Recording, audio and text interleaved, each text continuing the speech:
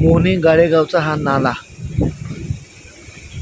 गेल्या कित्येक वर्षापासून या नाल्यातून जे पाणी थेट उल्हास नदीच्या या पात्रात सोडलं जातं, जिथे आता हे आज 12 तासाचं आंदोलन सुरू आहे. हे संपूर्ण नदीचं पात्र आहे आणि इथून पुढं मोहने उदंचन केंद्र आहे.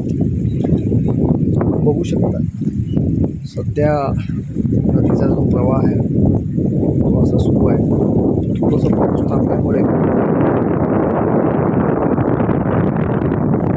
स्वच्छ दिसत आहे. पाऊस सुरू झाल्यावर एक गडबड असते. आता ही जी 3 लोक बसलेली त्याच्यामध्ये नितीन निकम आहे, कैलास शिंदे आणि उमेश बोरगावकर आहे. 12 तासाचं त्यांनी हे आंदोलन सुरू केलेलं आहे. त्यात ते पाणी पिणार नाही. नदीच्या संवर्धनासाठी हे त्यांचं आजचं आंदोलन आहे.